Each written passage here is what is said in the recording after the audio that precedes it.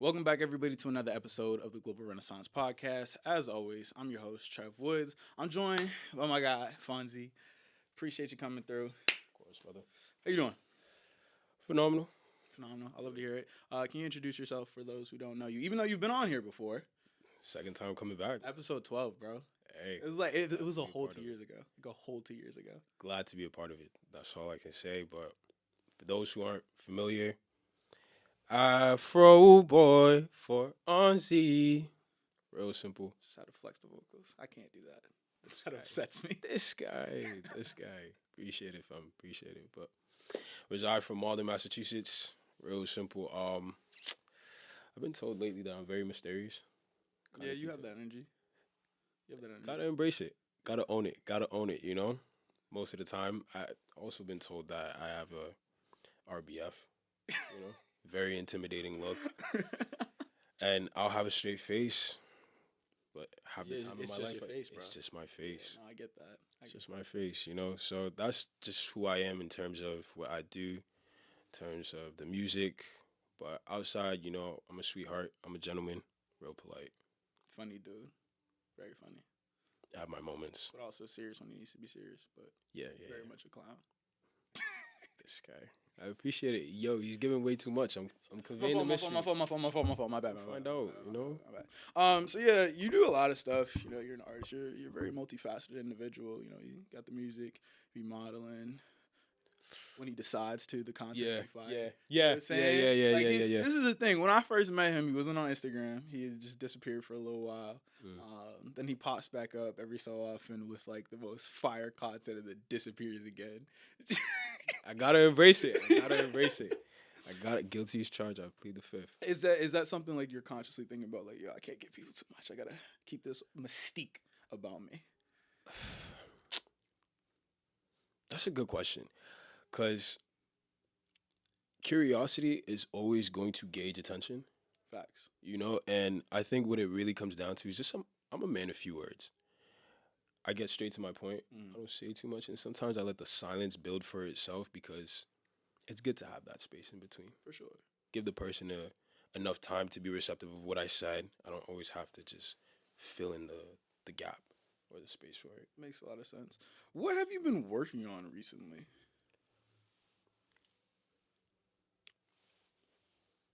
I want to say building around for the version of myself that's going to be the best. Mm-hmm. And perfection is constant, so it's not, you know, once I get to that version of myself that's that.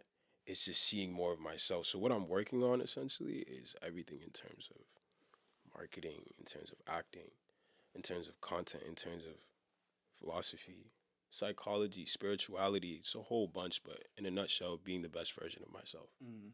That's really the best way to put it. So, I feel like that's something that resonates with me a lot. Like, I'm always in the okay, how can I be a better version of myself? For you, what's that process kind of like? So for me, I'm always looking at okay, what have I done as far as like interactions or anything like that?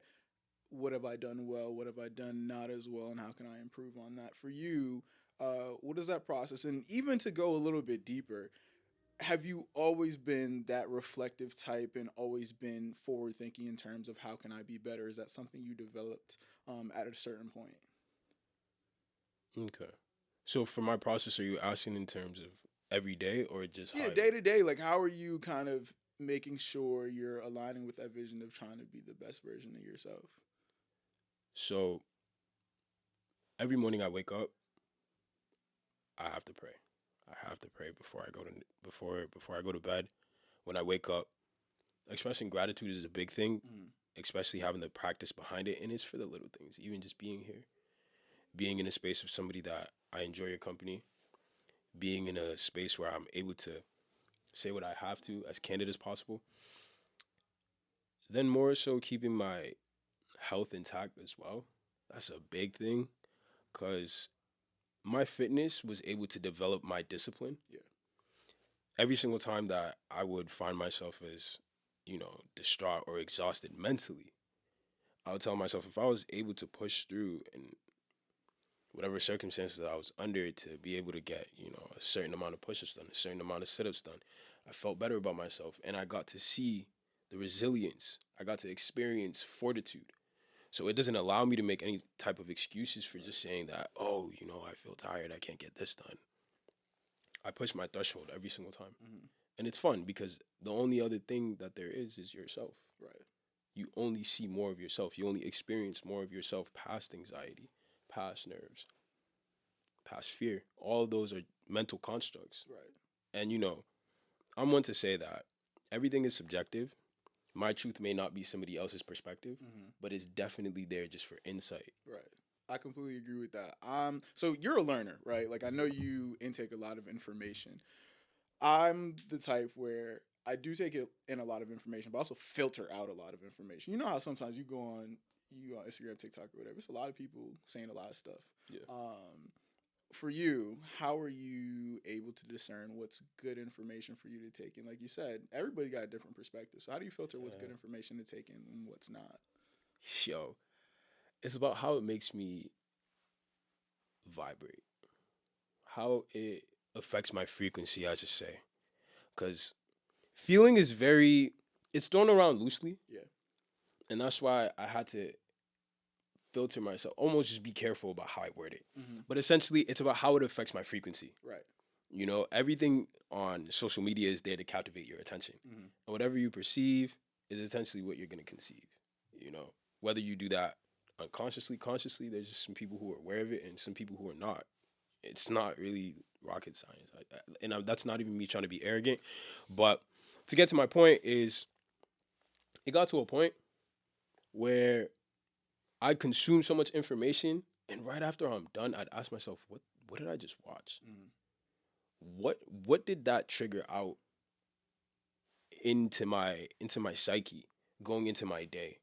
If I'm watching content where, take for example, on my 4onzii page for TikTok, I would have some people who were making, relationship scenarios and cracking jokes about she ain't this, he ain't that, and all their toxic ex memes.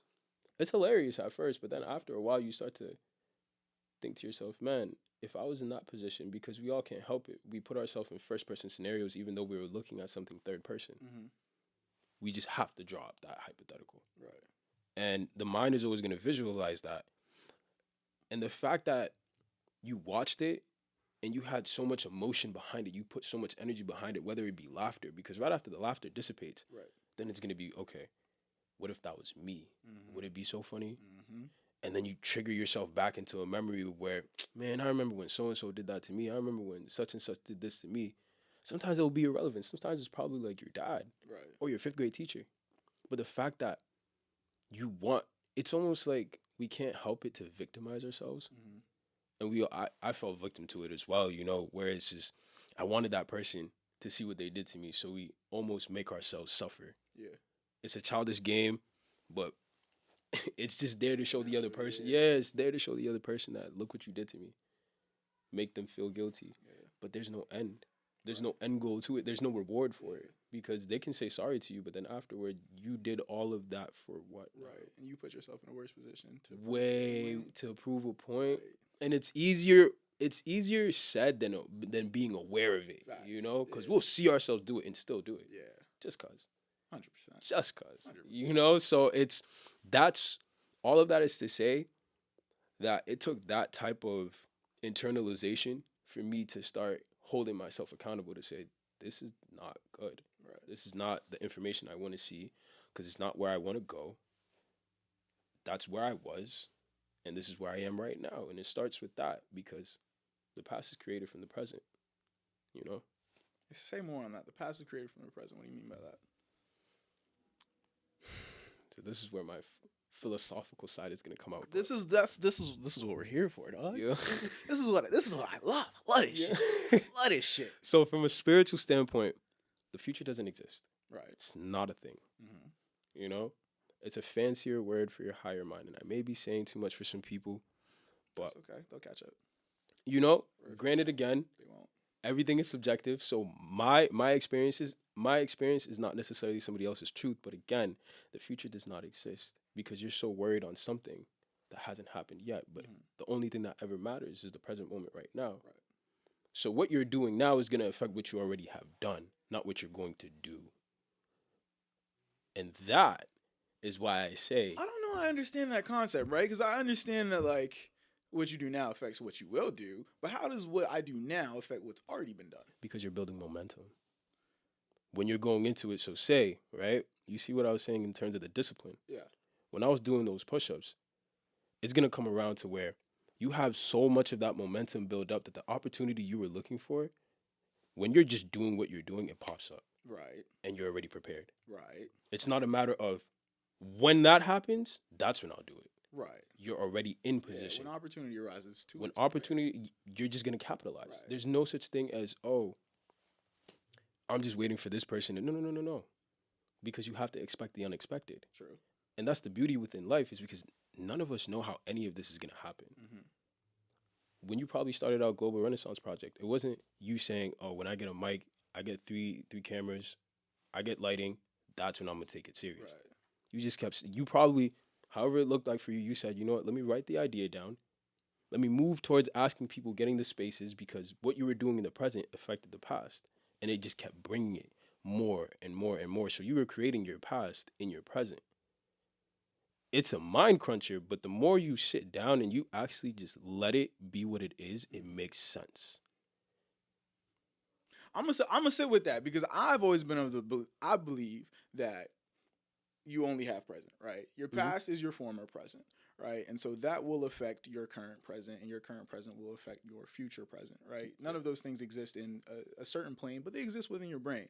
And so, like you said, you take steps to position yourself. So again, like your first time you came on here, I just had that camera. Right? Yeah. Now I got these two and some extra lights and these mics. But it's always about thinking about, and that's where I'm always like, yes, the future doesn't exist, but you still have to prepare for it. Because if you don't prepare for it, when that opportunity does arise, now you're scrambling like, ooh, I wasn't ready for that. So I'm kind of with you. I'm going to listen to this back. I'm gonna ponder this. I'm going to let it marinate. But as far as positioning yourself for opportunity, what are the things, I'm trying to think about like almost categories of behavior, right? Because there's, like you said, you have to expect the unexpected, but it's unexpected. So you don't know exactly what you need to do. So how do you frame your own mindset to think about or be prepared for all of the potential things that could arise? It falls down to brain and heart coherence. So you put yourself in a position of where you have every sensory feeling, right? And you position yourself to believe it's already done onto you. Mm-hmm. That's how you're going to walk into it. It's not, you show me this, and then that's when I'll do it. It's almost, there was a parable that said, there was a man who said, give me the fire and then I'll add the wood, when it's the other way around. Right. I have the wood, so the fire is already going to be made. And as you were speaking, everything that you said in terms of I had these three cameras, right? That's what you already had in your head. Mm-hmm. And you believed it. Mm-hmm. You believed you were going to get to that point. Mm-hmm. So everything that was going to happen was just a prefect of what you already saw in your head. And you were walking in that belief in the present moment. And the present moment is the only thing that mattered. Right. Because we can't know how something is going to happen. For sure. You're going to exhaust yourself. You only know what's happening right now. And then your ego, in a sense, can only see from what already happened. So you're going to go based off of, oh, you know, I did this, but I had that gut feeling that told me to do this, but I didn't do it, but I learned. And then all of these sequence of events happen in such a way where it's, you didn't expect it to happen, but it worked out in your favor. Therefore, it's essentially me saying that the future is just you seeing your reality twice. Right. But you're living it physically. Mm-hmm. You know? So it's paradoxical, yes. It's a brain cruncher, but it's not something where you have to sit there and say, oh, if I'm not here in this time frame, then it doesn't matter anymore. Because you're living off of something that doesn't exist yet. Exactly. Yeah. You know? And you're putting so much emphasis on it because it's not in the right now. Right. as opposed to something that's already happening. Right. And then as it's gone by, that's what created the past. Yeah, no, I get what you're saying. No, it's funny you say that because I've been so heavy on, simply control what you can control. Right? Exactly. You have an idea of where each step is going to lead you, but you don't know exactly how it's going to play out. So you have to be able to adjust. So you might do something and think this is my intended outcome, but it might not get you there. And like you said, you can't be sitting there worried about, well, it didn't get me there where I wanted it to get me because you were projecting into the future. You had an idea about where you wanted to get to, but now you have to contend with the present and then readjust. How do I want to go from here? So I think that's a very profound and important thing to grasp for everybody. For you, when we think about big picture, right? We want to go somewhere. We all want to go somewhere. We all want to be somebody. To not remove the guise of mystery around you, but can you give us a glimpse into what that kind of ultimate picture looks for you right now? In terms of music or in terms of personally?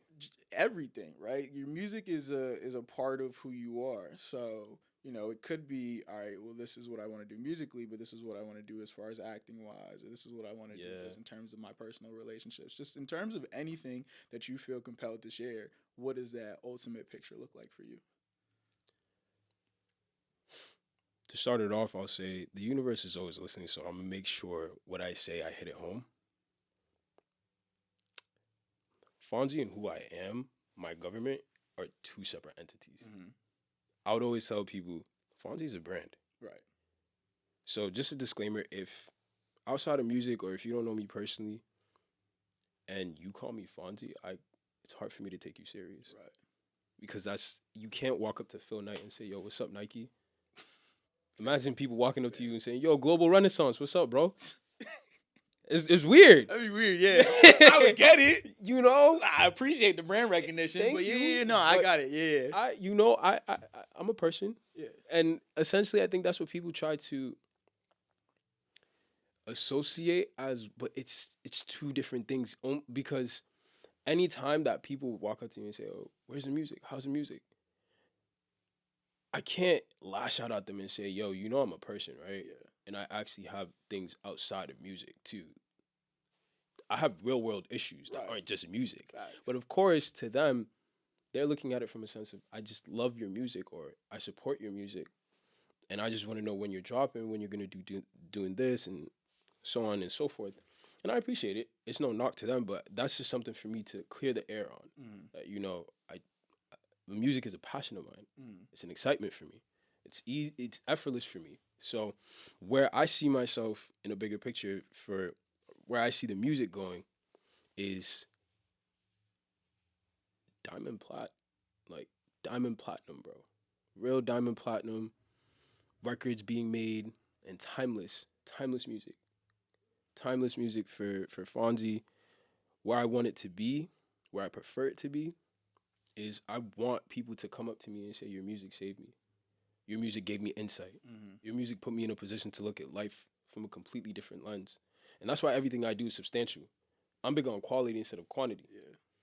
And for the people who are supporting me, thank you so much. Bear with me because what I'm making is going to live past me. Yeah. What I'm making is living past me. Present tense.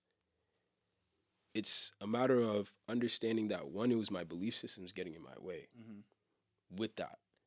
Because as most people know that I put on my page, is I've explained numerous amount of times that music wasn't something I started out as saying, this is what I want to do. It was just more so to garner attention. It was easy for me. And when people will push me, they didn't realize that I'm an introvert.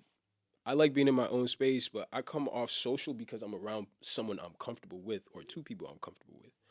So it's almost misleading. Yes, I understand, but it came with things that were my weakness. Yeah. And I have to, bro. I have to make that a strength. I have no choice. Yeah. Because now there's people who genuinely do support it and they say, yo, your music really did such and such for me and so, and I want you to go far with it. How aren't you famous yet? How aren't you this? That's what really matters. Mm. For me to be able to make an impact in somebody's life that I don't know. And I love that. Yeah. That's another excitement for me. So it's for the music, it's definitely Diamond Platinum Records, global, international. That's where it is for me. And on a personal level, taking care of the family, my immediate and my extended. Mm. That's what I care for. That's what I prefer in every facet, financially, emotionally, spiritually. That's where I sit on. That's where I'm telling myself, I go to sleep at night knowing that that's the exceptional objective I set for myself. And once that bridge is crossed, we're going to find on to the next one. Mm. But at least I know I could go to sleep at night that if my mom tells me, can you wire this? My sister, hey, I have to get help with that. And even just the little things right now, because not everything is always about money, but making sure that I'm accessible. I keep myself accessible to them in every single degree, regardless of how inconvenient it is for me. That just lets them know that that's my heart. I walk around with a pure heart, and just scaling that, keep scaling that to let people know, like, family is everything for me. And, they're only just an extension of me. Does that ever feel like pressure to you? Because I'm a similar way where I feel like I want to show up for people as much as possible. And family to me again, it's a large net. Like once I rock with you, you family, right? Like friends is like that's a weak word, right? Once I rock with you, you family, and so I'm gonna show up for those people as much as possible. But do you ever feel like it one becomes pressure, and two, in those moments where it's inconvenient for you personally, it becomes difficult to discern whether you're actually doing damage to yourself by putting someone else in front of you? That, yes, it was pressuring and it was nerve wracking, but there's a line that I listened to from Vori. He says, even though my plate full, I can't complain. I'm grateful because it's everything that I prayed for. Mm. It just didn't come how I expected it to. Yeah. And that's the biggest thing, to go back to the previous statement that I made about the future doesn't exist, because I put so much pressure on myself about how things have to look. Yeah. They have to look this way, and it has to be reciprocated. They have to do the same exact thing for me. But the thing is, they were loving me in ways that were like to their definition, right. That to them, that's how they're showing me love. Mm. It was, and this goes for not just even my family, like my immediate family. This goes for my kin. This goes for my guys, my comrades, the people who I know would literally put their life on the line for me or inconvenience their way for me. I do it back for them easy, effortlessly. And that's the way that it should be. Because everyone who is in your corner, everybody who's in your family is you pushed out. They're just an extension of you. And if there's something that annoys you about them, it's just a reflection of what you don't like about yourself. For a fact. So that's why I give them compassion. Yeah. I give my mom, I give my sister, my brother, cousin, kin, comrade, whoever, I give them compassion, because I can be able to empathize with that and say, yo, there was a point in time what they're doing, I did that to somebody else. Or better yet, I did that to me. Right. I self-sabotage myself. So of course it was pressuring, and it felt unfair at times, only because the reciprocity didn't look the way that I expected it to. And that's what made it disingenuous. It made it very insincere, and it made it straining for me, because now I'm second guessing my character. It would make me think and that's the thing, you can lie to everybody else, but you can't lie to the man in the mirror. Facts. When I'm sitting alone, when you come home, those parked car conversations. No, I was about to say, you didn't get out the car yet. It's just been a long day. You just kind of sit there. Yeah, bro. When you sit back and you think, and you're just, man, they really didn't pull through for me like how I expected. Yep. They didn't do this. That person didn't do that. Now I'm gonna protect my heart. Now I'm gonna be a go. Now I'm gonna do no, bro. Cause that's low vibration. That's you're just operating on low energy at that point. And you're bleeding on people who didn't cut you. And most of the time too, how they treated you or how they had nothing to do with you at all. And I had to apply that to myself. There was a conversation this morning that I was on, and this is the first time I'm meeting dude. He's just giving me the rundown, just being nice. I should say being polite to me. And I'm over here frustrated internally because of the circumstance that I was in. My car couldn't go up the hill. Yeah. Rear wheel drive. Just a whole bunch of things that had nothing to do with him at all. But I was, in my mind, I was ready to torture him at any expense. But the fact that I was aware of it dissipated it. Mm-hmm. And I was able to bring myself back to presence, where it's just, okay, he's giving me value in some sense. And even if not, it's always a return of investment because I'm getting something back. I'm learning more of myself. And composure and compassion are superpowers, man. Facts. Superpowers. Especially when it seems it's not in your favor, where somebody may say something to you that you don't appreciate at all. And as men, bro, it's very easy in your head to say, bro, I stand on my respect. Yeah, we're gonna have to address this. We're gonna address that. Yeah, for sure. But one thing I learned from my cousin is sometimes, man, silence is the loudest response. For somebody to feel your power, bro, sometimes just staying quiet and staring at them is enough. They don't know how to respond to that. Facts. And just keeping my composure has gotten me out of scenarios that my lack of emotional control or intelligence has put me in scenarios and situations afterwards that were harder to get out of. Right. No, literally, like you said, it's a self-control thing. To be able to regulate your emotions. I think that's probably the hardest thing about the human experience, right? Because, we're thoughtful people. Well, we're thoughtful people. I think a lot of people are thoughtful, not everybody. But it's easier to control the stuff that's happening up in your conscious mind, but your emotions, that's something super innate that I don't think a lot of people are practiced with getting out ahead of. Understanding that, like you said earlier, you was ready to violate. Yeah. Not because of anything he did, just of where you were emotionally, which a lot of people end up in those situations and then they act on it. And now you're trying to walk that back because you realize, man, you didn't even do anything to me. Yeah. So that's a very powerful thing. At what point do you feel like you really sharpen that skill? Because I know for me, it took a while. I was a hothead as a teenager. Like, as soon as somebody says something, I'm ready to go. And eventually I was just like, this is not serving me at all. Because it's damaging relationship. But two, it's just a lot of energy for me to be expending on things that aren't beneficial to me. So when did you hone that skill? Heartbreak. Say more. Mr. Mysterious. Going through You, going through enough experiences. Yeah, just heartbreak, man. Heartbreak romantically, heartbreak platonically, heartbreak from family. It was just, when is enough going to be enough? Yeah. And the biggest thing from that was taking responsibility of the part I played, Mm-hmm. which was a tough pill to swallow.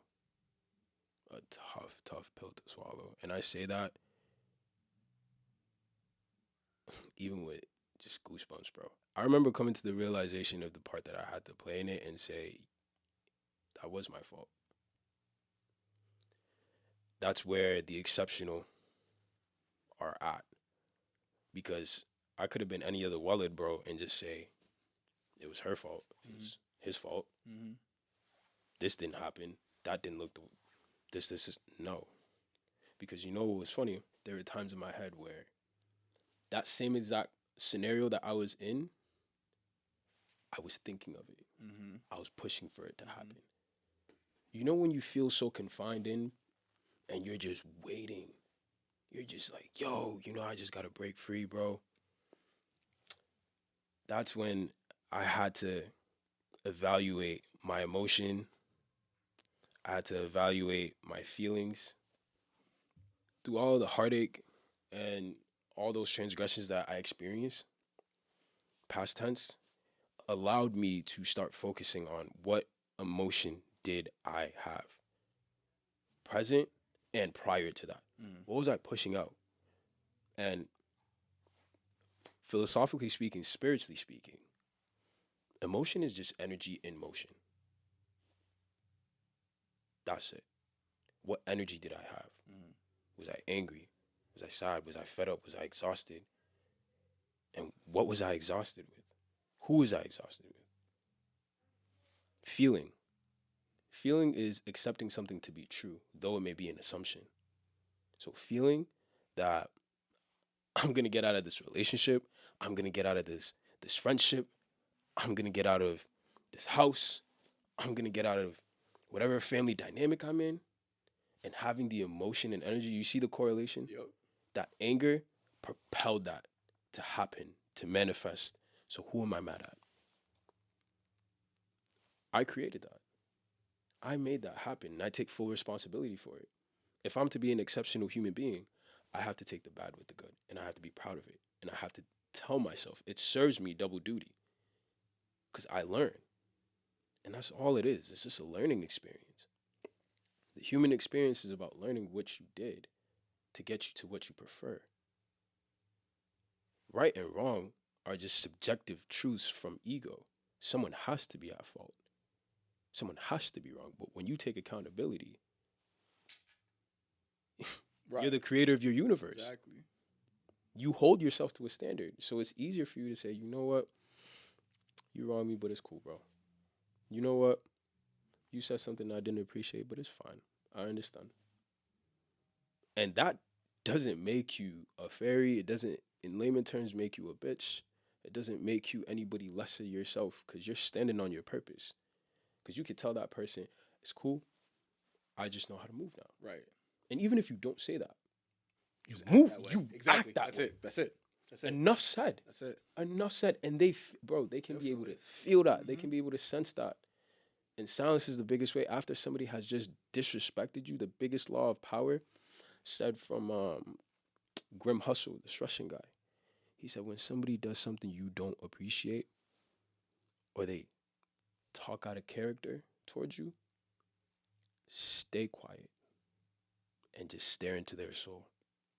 Let them feel your power. And that has worked so many times.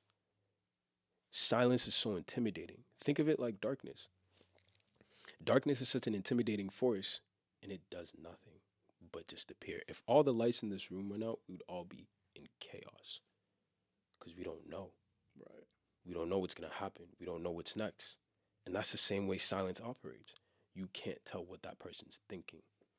But the fact that they're just going to move according based off of whatever assumptions in your head is crazy to them. Right. And what you were saying, the way we all interact, a lot of times our interactions are projections of what we're feeling inside. And so when you leave that space, they really have to start examining their Yes. own self in a Yes. way that they probably weren't doing before. And so they're expecting you to respond in a certain way, which kind of gives them the ability to respond to that. But if you give them nothing, they then have to look back at themselves and say, oh, well, hold on.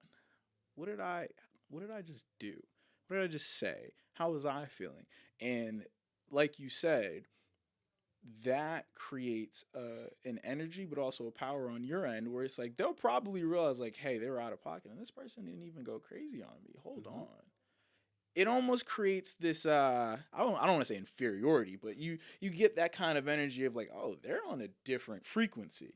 And people recognize that, and people sometimes will take that the wrong way. You ever feel like people will see the frequency that you're on and almost not like you because of it? Absolutely. Absolutely. That's one of those things that I've always felt. It's almost encouraging in a weird way, where it's like, oh, I didn't really do anything to you, honestly. You just don't like me. I must be doing the right thing. Because, like you said, when people are bothered by something about you, it generally points to something within them that they don't like. And a lot of people, we all have our flaws, right? But a lot of people aren't comfortable with their own flaws. Me personally, I feel like I know I'm a very imperfect being. Yeah. So I don't worry too much about that fact because that's always going to be the case. But a lot of people are discomforted by that. And so when you remind them of something that they don't like about themselves, it makes them very uncomfortable. But it's this idea of space, like you said, darkness, right? When you're quiet, it leaves this space. And it reminds me of when I was younger, learning how to play drums. Every single teacher, whether it be my band director, my drum instructor, they always say, you can leave space. I was like, I don't know. I don't like that. But the more comfortable I've gotten with that musically, the more I've been able to express.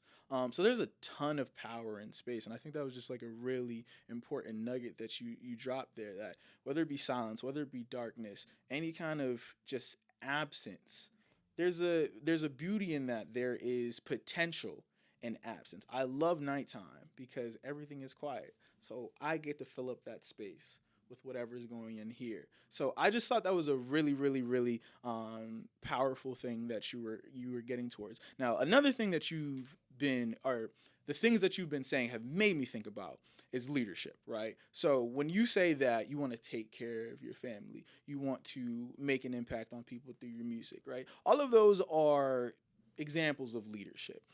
Do you feel like you were born to be a leader? Do you feel like you were born a leader, or do you feel like that's something you made a conscious decision to be and develop yourself that way, or some combination of both?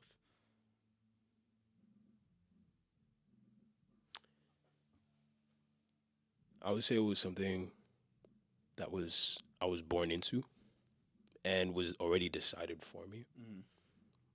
I'm Ugandan. My tribe is Baganda. My totem is Mamba. I take identity with that strong. And my dad was the one who always planted that seed. I don't know if he did it deliberately. I don't know if it was an ancestral thing, but there's customs. So my Instagram handle and username is Chigabo. That was the name given to me. Mm. Where I'm going with this is my dad, ever since I was about 6 years old, probably even sooner than that, he would always point to me and say, he's going to take care of the family. He would say that in front of all my siblings. He's going to take care of the family. He's going to be the one that's going to make sure that everybody's good if I'm not here. I used to wave it off. This, oh, my dad loves me, my dad loves me. And then times I would start looking back to it in solace, there was so much high standards he held me to. So many high standards, and I always thought this guy hated me, bro. He wouldn't let me get away with simple things. If I hung around waste men, look at your friends, your peer influence. You're just like them. You don't even know me. And we'll go back and forth, but you know what? He was right. There was so much subconscious decisions that I made because of just my identity. I didn't accept it. I pushed away from it. Mm-hmm. There were so many other ethnic groups that I would rather be like. Mm-hmm. And that leadership role was given to me from my name. My dad told me who it came from, who it derived from, and it was beautiful. It made so much sense. Similar to what you said earlier in the podcast about being a hothead. He goes, that ancestor of yours, that's my great, great, great, great, great, great, whatever grandfather, right? He goes, he was a fighter. He was a person who went out and got it. He was the one where anything that, if he didn't like, he was protective, ill-tempered. And then I'm covering my mouth in disbelief because I said, it's so crazy how I'm patient when it comes to me. Let you do that to somebody I care about. Yeah. I don't go for none of that. None of that. And it was one of those things where I kept thinking, this is almost spooky. Yeah. It's true what they say. When you take identity with who you are, you know where you're going. Right. And it's so, again, it gives me goosebumps thinking about it because it was something that I didn't know whether to embrace it. I didn't know whether to talk about it. I didn't know whether to just say, nah, maybe I want to do this. Maybe I want to do that. But the more that I accepted it, the more that I felt connected to who I am. And similar to what you said, it's an aura. Your energy presents you before you do. Right. Before your words do. Before you even say who you are. And some people don't like that because you're a reflection of their insecurity. Mm-hmm. The fact that you can be able to walk into a room and you own it without even saying anything, that's intimidating. That's demoralizing because that's when the head swivels. Who the hell is this guy? And all you just did was laugh. All you just did was walk in. Right. Owning your own space is such a thing that is peculiar almost to the modern day. Yeah. Because similar to what I said in my introduction, I'm the guy who I can stand in a corner of a room just staring. Somebody will walk up to me, you look lonely. I'm perfectly fine. Good. That's rare. You know, oh, smile. You look so unhappy. I'm having the time of my life. And I'm not even saying that to be funny. They don't know how to respond to somebody who's just, you don't know what's going on internally, emotionally. Where my energy, I'm happy to be here. Regardless of what my circumstance looks like, I'm looking at the thing that I can be grateful for. Because I could be at home in my head. That former version of myself used to do that, especially as a teenager. Sometimes I would miss out on events just because I wanted to be at home to beat myself up. Oh, you should be here, man. I should have invested Bitcoin at 12 years old. We've all had that. Bro, we all had that thought. Because it's demoralizing seeing a 16-year-old who's dicking off in the sunset, 10 million in hand, talking about, yo, this is where you could be, yada, yada, yada. Or even just the YBN Emirs. And this is no knock to them. They have a phenomenal, like, lifestyle or whatever. If that's what they wanted to do, that's them. But being an average 16-year-old, 17-year-old, when you just got out of high school and you look at somebody else's storyline on Instagram, and that's the beauty that Instagram makes money because you're the product they're selling. Yeah. The consumer's attention is the currency. Right. The fact that somebody else can be able to portray a lifestyle that you want, you're going to stay on there. You're going to try to live vicariously through them and compare yourself and hate yourself. Get the dopamine rush when you get 300 likes. We all fall victim to it. Facts. You know, but the best thing to do is just be aware of it. And sometimes having those conversations with other people, it will be, yo, this guy's so serious. And now I have to sit there and think, man, maybe I should just shut up. Just I don't want to be that one guy in the room where I get the side thumb, that evil side thumb and the who is this guy? You know what I mean? Who's man? Like, now it's just, all right, cool. So that leadership role is something that I've always, it was chosen for me before I came. And I believe that strongly because to conclude on this, I was having a conversation with my sister and I was telling her, I always saw myself as the man of the house. I just didn't know it would come with this. Picking up this person over there, taking out the trash over here. Responsibility.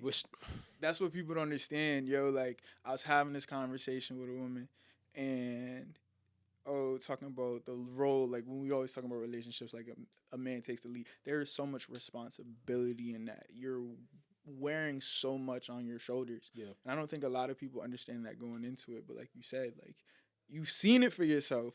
You didn't know what came with it, so now you're adjusting. I thought it was just the title.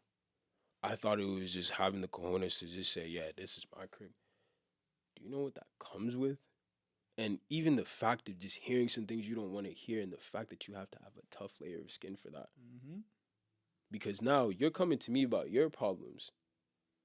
And it affected my vibration and frequency because there's more that I would want to do for you, but I can't. Right. I can't vent back my transgressions to you. That's only going to make you sad. Right. So now I'm kind of just,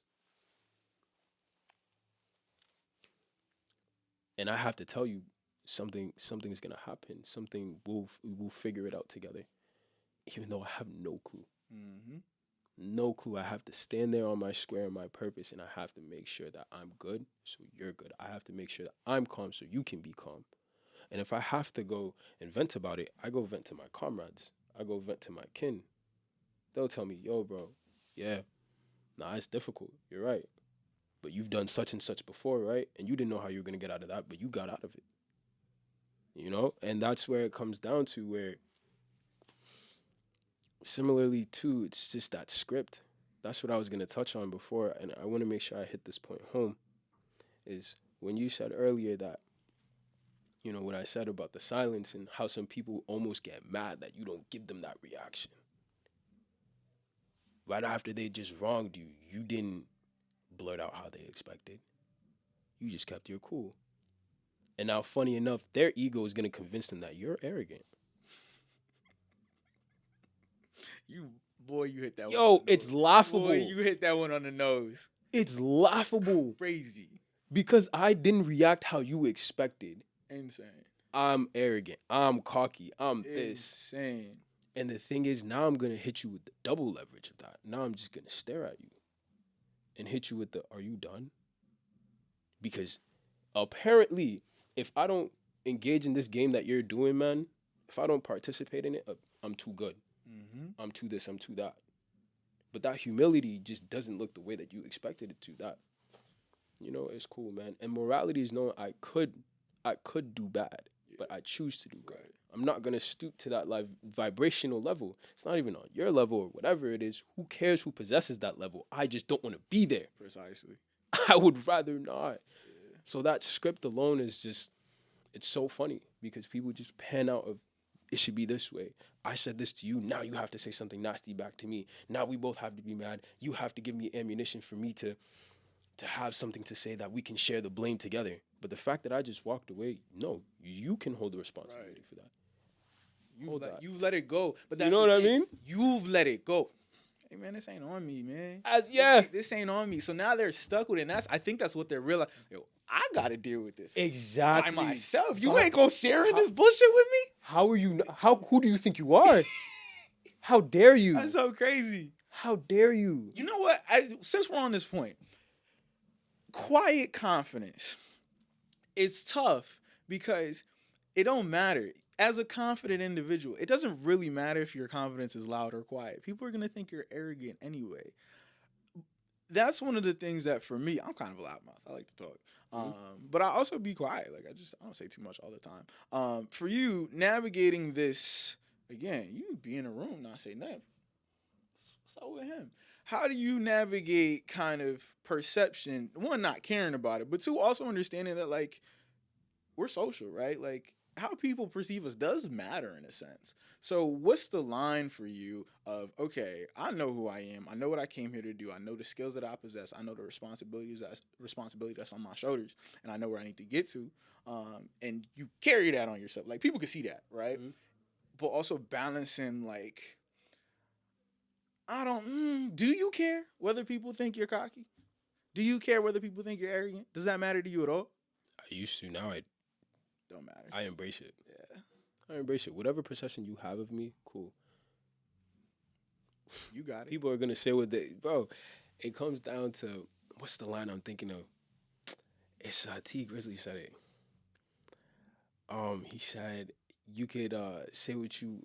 Something about say what you want or believe what you believe. Because whoever is saying that was probably just somebody who wanted to be in a position that I'm in or didn't get accessibility to me, whether it be male or woman. Yeah. And either or, especially not having accessibility to you the way that they used to or the way that they want, creates petty, creates tension, creates all of that. And it's not even a word, just the face alone that... Yeah. Because it really be like, it's almost a face of like confusion because it's like, I'm not doing nothing. Yeah. I'm not doing nothing at all. I'm chilling. I'm focused on what I have to focus on. And you're trying to come here with this energy. What are you doing? It's doing way too much because they can't tell. You know? And it comes down to this too. The reason, another reason why I'm a man of few words and I just get straight to my point is they value what you have to say more. Yeah. The most quiet person in the room, the second they speak, what they say is the loudest. It's valuable because they're not just speaking just to fill up space, just to be on nonsense. And that used to be me in high school. I used to be the wallet. I used to be the guy that, I want to be class clown, all eyes on me, attention, attention, attention. Up until I started seeing that, that was just my way of wanting to be wanted. And the second that I said, the people who I even want to want me, I don't even want. I don't care about like you. you. I don't care about them. You crazy. The second I walk out of gate C, whatever G4 in Malden, I'm good with you. I'm good with you. Bro.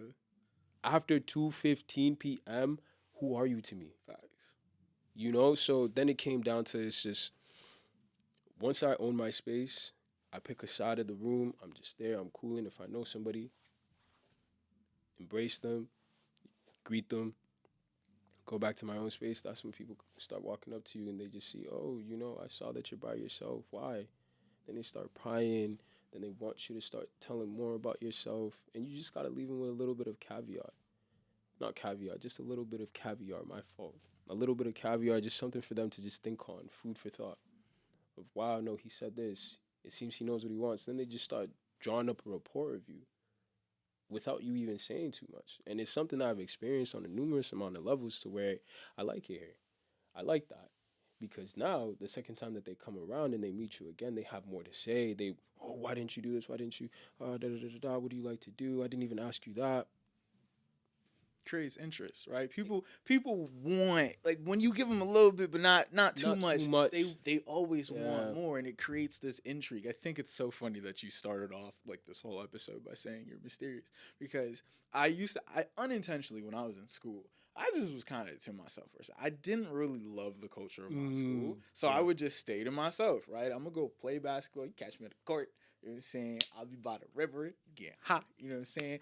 I'm gonna just do my thing. And people tell me, Trevor, what's up with you? Like, I'm so confused. Like, I don't see you nowhere. I don't know nothing about you. And they just, I'm like, how do y'all even know me?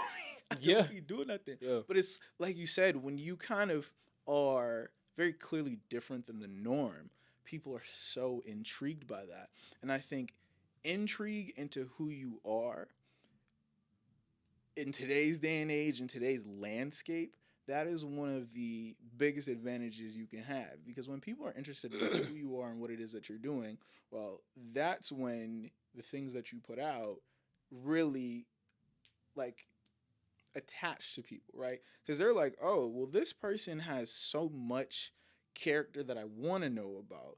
So when he puts out this video on TikTok or Instagram, I'm going to watch that. Because I truly want to know what goes through this guy's mind. Yeah. When he puts out a new song, I'm going to listen to it because I want to know what it is that he has to express. So I think it's such an interesting thing that not seeking something brings it to you. This idea, it's you don't chase, you attract, right? You're not pressed for attention. You have no real desire to go get it. But because of that fact, it comes to you. Mm-hmm. And to touch up on that statement that you just said, this is who I've always been. Everything you're saying is a reflection of how I swear that's just how I came up. I wasn't feeling school. It wasn't my thing. But funny enough, I was such an outgoing introvert where I was social when it had to be or when it was a scenario that I wanted to be. Mm-hmm. Basketball, I'm a motor mouth. I'm a motor mouth. You know it. We've been on the same team. This guy's hilarious. Motor mouth. Hilarious. But outside of basketball, you would think, yo, what does this guy do in his spare time? Yeah. What do you find fun? What do you do this? It's just, how do you want me to answer that? You know, and it's like, I am who thank you. You know what I mean? Where it's just, I'm not even trying to be mysterious. I'm not. It's just who you are. You know, my mother taught me speak when spoken to. Right. How about that? How about I just have manners? I don't have nothing to say right now. You know? Like, what do you want me to say? I'm here. Nobody was speaking to me. I'm not trying to take up no extra space. At all. I'm just in my lane. As simple as that. And you know, it's something where I'm not forcing it. I'm not doing this to just, see me. And this is just, I'm going with who I've always been. That time of where I was doing too much, that's me trying to be somebody who I wasn't. But now it's a matter of captivating it. And the thing is, I thrive in attention. That's something I embrace and I own. Because if you put me on the spot to do this, even I could be uncomfortable as possible, but I will not convey that. Mm-hmm. I will be able to seize the moment, control that. And that came with practice. Because this is how I saw it. Everybody who I would look up to and ask myself, oh man, how did Nipsey move like this? How did this person do that? How did this artist go here? How did Yachty get out of that circumstance he was in? When life throws the unexpected at you, be ready. Because who needless to say, tomorrow I wake up in an executive from an extremely high record label or whatever, it could be Def Jam, so on and so forth. Hey, I like what you did. So-and-so come in. I'm going to tell them, oh, I actually have a fear of talking to people. I'm not ready. Yeah. Can't do that. Hey, That's not an opportunity. Hey, we want you to open up at TD Garden. Somebody just left out on that slot. Can you be able to do it? Of course, you're going to be like, yeah, I'm going to jump on that. But then once the nerves kick in and the anxiety and all that other, You're like, whoa, no, actually, what if they boo me off? What if they do this? No. So every single time that I would prep myself and say, what if this scenario happened? I would get little increments of that where somebody would hit me up last minute and say, hey, can you be able to perform here? Hey, can you be able to do this? Hey, can you hop on this song for me? What am I supposed to say? Screw off? Right. You're not so and so. You're not Future. You're not this. Right. You're not the Rolling Loud or an executive that can put me into the position. No, I treat everybody with the same respect as if they were that person. Why? Because I see myself as that, and I take every single circumstance and scenario, blessing, as that. I walk in that. I believe in that. So when it does come, I'm here. Right. That's an important, a really important mindset where this is kind of left field, but I lift weights sometimes, right? Well, pretty regularly. But I remember just watching a video of a guy who was like a pretty like established lifter, and he was like, when I do my heavy lifts, I want rep 1 of my warm up to look like the last rep of my heaviest set. They should all be the same. And I think that's kind of the same thing you're talking about, where if I treat every opportunity, every instance as the same, it doesn't matter how big the stage is, how significant the stakes are. I'm prepared because I treat every rep the same every time. That's a really, really powerful mindset. And I don't think most people are there. It's it's profound in a sense because we all look at things like you said. I mean, everybody wants their big break, quote unquote, right? Mm-hmm. Everybody looks at status and prestige and all of these different things, not understanding that nothing starts out there, right? Like nobody who we look at as successful, popping, clouded, none of that started there. And they wouldn't have gotten there if all they ever focused on was that and said, well, if it's not that, then I'm not going. Yeah. So that's an important thing for I think anybody, but especially if you're in a creative space, right?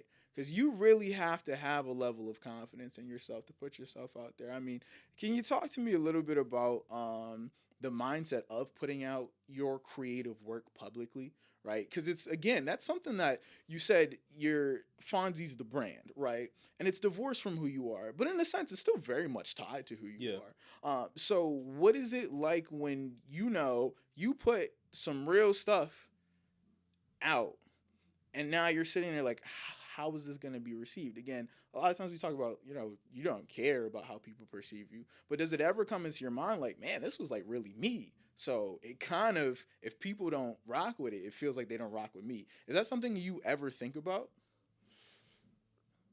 Specifically in terms of when I put music out, how people perceive it, right? Yeah, like because you said you want your music to impact people, and probably not at this stage, but was there ever a point where you were like, oh, like, I don't know if I want to put this out because this is super raw, like this is super me, and if this isn't taken well, I'm gonna feel almost rejected personally. I would say I very much do. I don't want to say I care how people think of me, but it does affect me. I have to preface that. Because if I say I don't care, I come off like a cool guy. I do. I very much, and this is the thing about it, is it's real when people tell you who you think you are. When you don't have to say it. Similar to the example that you said, oh, this guy owns a place. When you walk into a room, I didn't say that. You said it. So you believe it. I already know it, but I didn't have to say it. Right. And the fact that I make substantial music and people say that back to me, it's almost as if, okay, double the validation. Yeah. I wasn't seeking for it, but thanks. And it's almost as if when it was in the stages of releasing something, it was nerve-wracking. It was nerve-wracking because it's almost as I switched the approach around. I first started off talking about my own personal experiences. And people think that's how it has to be, but all the greats, take for example Michelangelo, Picasso,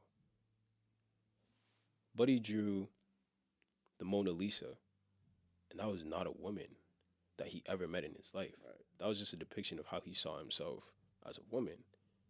Or even Vincent van Gogh. essentially what I'm trying to say is they built off of things where it was almost a separate entity. Mm-hmm. And that's when I had to disassociate personal from Fonzie. And Fonzie is almost avatar state.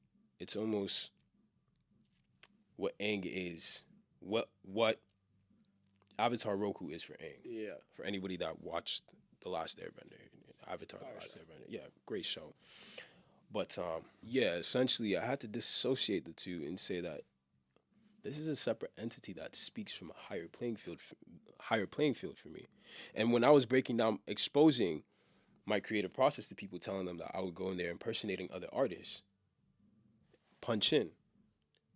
That was the greatest experience because that's creation in its truest form. I'm not thinking. I'm letting something else take control.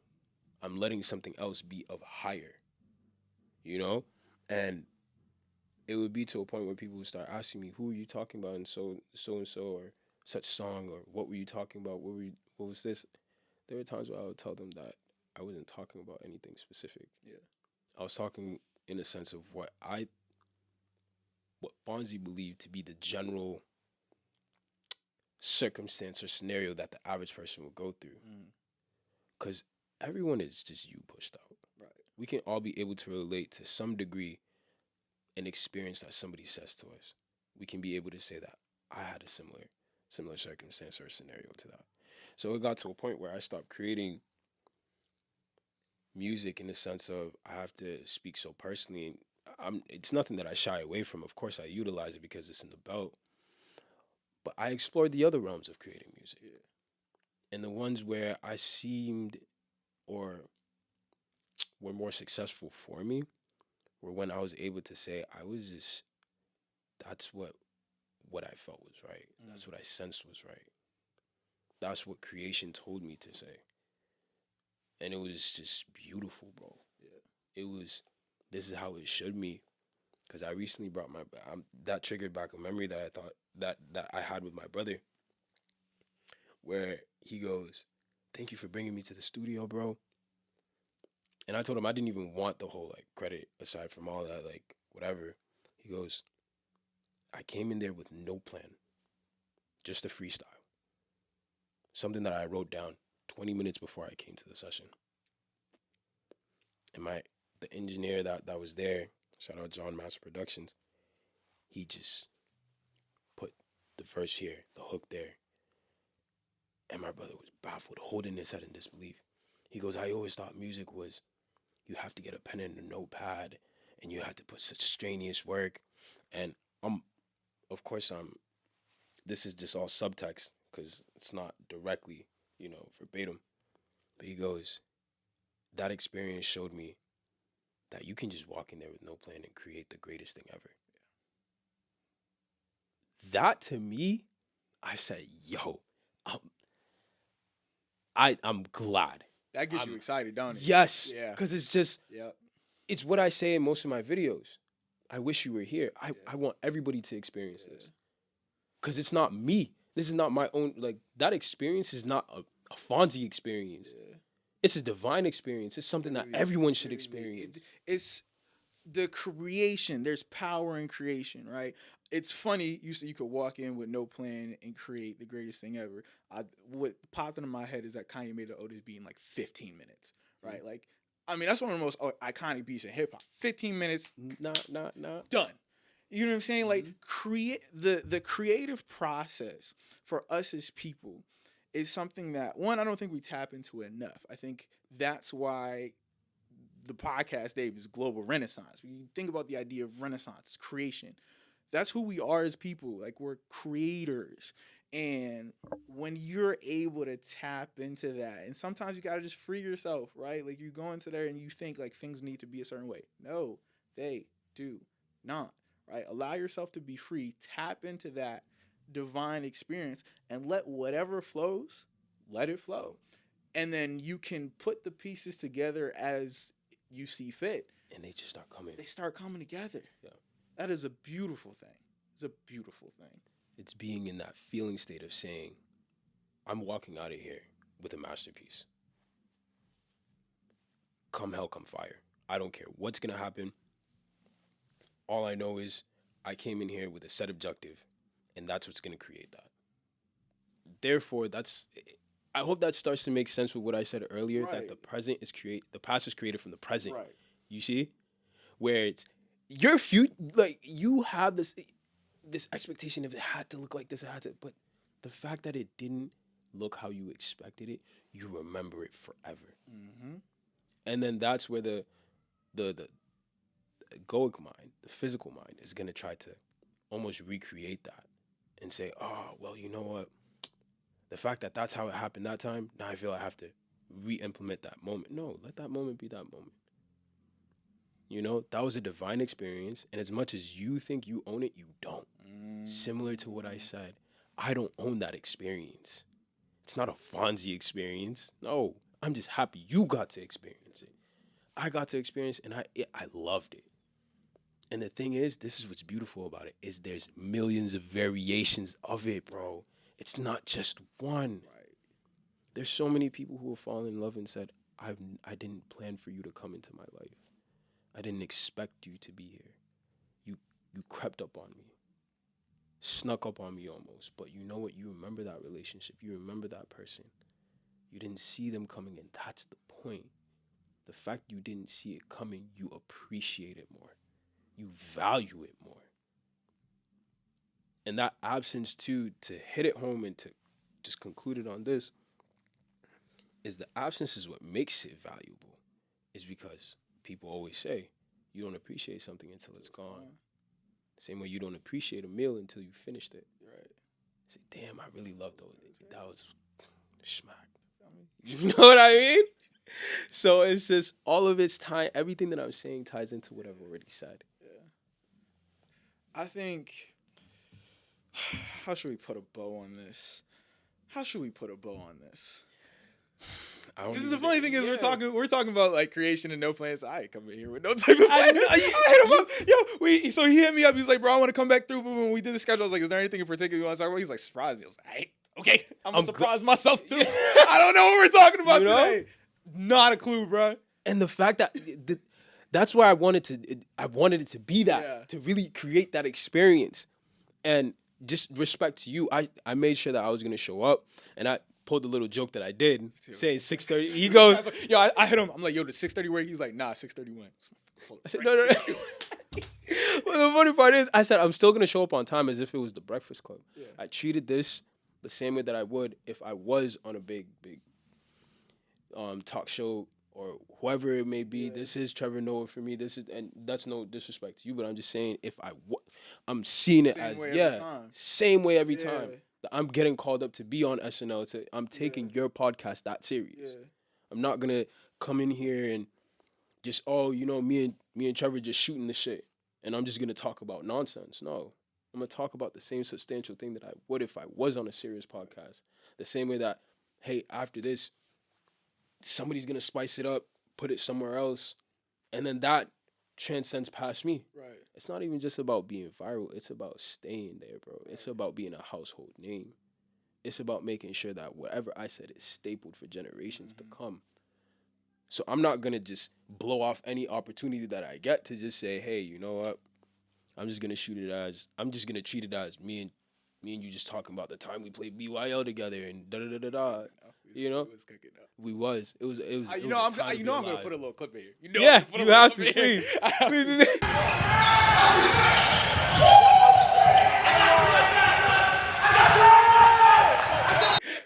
Remember the clip when you made Buddy fall? Yeah. And then I said, oh my gosh. I wish he said, oh my God. I ran up to you. You do that? Mid-game. Trevor, you do that? Dog, I'm not even gonna lie. That might have been the most fun I ever had playing basketball. Yeah. Because the energy he plays basketball with is the same energy I play basketball. So when we're not on the same team, it's mad funny. Because I remember we were playing a different season. Yeah, I was upset. I walked up to you and I said, yo, that little laughing that you did, now I got something for you. Yo. But it's, oh, yeah, for sure. I'm already knowing. But it's that energy that I feel like, again, it's just what makes things great. And as far as what you were saying, like, you treat this as if it's like you're going on SNL. I treat every episode as if I am SNL. Because for me, again, you don't know what the thing is going to be. Yeah. I've watched so many interviews. The reason I like podcasts and the reason I like it, because I used to, middle school, I was watching the Breakfast Club interviews, Hot 97, Big Yep. Boy, Power 106, because there was so much information to be gathered from listening to somebody who was in that creative space. And so for me, I wanted to just create that same type of environment where we can come in and have a conversation. And the best thing is that, like, I'm now practiced freestyling these episodes. I don't never come in with no questions prepared, none of that. But I also know, one, I know him, so it's like kind of easy. But the first time we did this, I had no questions prepared either. We had a conversation beforehand. I listened to his music, and we had a fire conversation. I mean, that was, to this day, still one of the best conversations I've had on this podcast. But it's this idea that if you treat everything the same way every time, you will get optimized results. Exactly. And you got to think about what you're leaving behind, right? You're always thinking about what it is that you're leaving behind. I want to leave behind quality. Now, what defines quality to me is the approach. I don't know necessarily how it's going to look beforehand, but if I take the right approach, I know it's going to have a certain level of quality. And when people go back and look, like, oh, I got something from that. And for me, that's what it's all about, right? The same way you want somebody to be able to listen to your music, like, yo, this really changed me. It's positive. That's all I want. Like, I want to put out a conversation where someone's like, yo, I really learned something. This changed my mindset and this helped me achieve this. That's really what it's all about. Because at the end of the day, everything I know that has gotten me to the point I'm at thus far came from somewhere, somebody else. And so for me, it's the just putting that back into the world, and trying to just continue that cycle of positive contribution. So for you, to wrap, as we look forward, I feel like that's how I always end it. As we look forward through this year, for the next however long, how do you want to, I guess, not be remembered? I don't want to say it like that, but what is the contribution that you want to make moving forward? I want to plan. Not even. I want to plan. I I know I'm leaving my footprint. I'm leaving my footprint behind, and it's gonna be a monumental one, an international footprint, a global footprint, Global Renaissance. global renaissance. In all seriousness, man, it's I want to leave a mark on history, a positive one where the ones who are in my position, I used to always tell myself that I want to speak for the third, the third world demographic, because coming here, it seemed that my opportunities were so limited in the land of opportunity. They were so limited, and everything was skewed. My mindset was skewed. My friendship skewed. I was in a very ambient space. Mm. The footprint to be left behind is to let them know you can do it. You are just as capable. What I did was only because I was aware of that. You have the same exact thing. I'm not asking you to be somebody you're not. I'm asking you to be who you are. With everything in you, you have the same capabilities to garner, to get, to have, to receive anything you want in this world. Regardless of where you came from, regardless of what your circumstances, regardless of where your location is as of right now, you are more than capable to receive, to have, to make visible now, not later down the line, now, right now. That is all that matters. That's powerful. And if I could add one thing to that, be your best self, but also identify those who are operating on the same frequency as you. Because when you put two high vibrating frequencies together, you get to a level that you couldn't get to by yourself.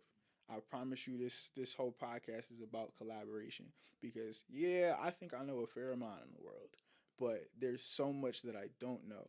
And every time I have a conversation, it's like, oh wow, I could take that. I can make myself better with that. And every time I make myself better, I am then able to contribute more to the world. Again, it's this cycle. And so if you are in that same mindset of, well, I want to contribute as much as possible to the world. You got to grow yourself, but then you got to be around people who can help you grow. So take those connections serious. Like, take them, because it was like, I promise you, it was probably like almost 2 years ago on the dot that we did our episode. And from there till now, just the type of relationship we have. We ended up playing basketball together, completely unplanned, right? Completely unplanned. I seen him one. Are you here? We ran pick up that one. It was killing. We was killing. It was Looked at you and said, "Why didn't we do this?" You feel me? Why? It's crazy. Yeah. But then we ran again. So the relationships that you foster, again, you might not have expected it, but I'm telling you, it's the ones that you don't expect that just kind of blossom into the most beautiful thing ever. So take your connection seriously, foster them, be your best self, and just continue to be the best version of yourself, and focus on whatever your goal is. So I appreciate you, bro, for coming through, dropping knowledge per usual. This is a smart man right here. I mean, I came through, smart man right here. Gave you guys personality towards the end as well, because I know Mr. Mysterious. Mr. Mysterious. I embrace it. I gave just enough. I do laugh. I do laugh. I do enjoy. He's actually so funny. That's the funniest thing. Like, he be deadpan serious. Actually so funny. Yeah, man. I'm not a bot, but thank you for tuning in. Where can people find you at? Malden, Massachusetts. He said, come see me. I'm outside. People can find me where there's trees, land, anywhere else that a regular human being would be. Online, bro. But in terms of music, let me land, bro. My fault. I told y'all he funny, bro. In terms of music, whatever streaming platform you have, on Instagram, I probably won't see your message. Being honest. That's real. That's so real. Because not because that I'm too Hollywood. No, it's just because see, what I was gonna say was gonna make me sound Hollywood. I was gonna say it's on my backup phone. That sounds Hollywood. You know what? But that's real though. That's real because I don't. You don't want to be on there. Yeah, I don't. I actually live in the moment. That's just it. So I won't see your message right away, but I'll get to it. Just bear with me. Thank you for tuning in. I appreciate your attention. I wish you were here. As always, you guys know where to find me on the socials. _Trevor Woods, Instagram, TikTok, Twitter, at the Global Renaissance Pod, Instagram, TikTok. You guys are listening to this on an audio platform. Rating 5 stars. You know the drill. YouTube, like, comment, subscribe. This has been another episode. I always appreciate you guys tuning in, and I'll catch y'all on the next one.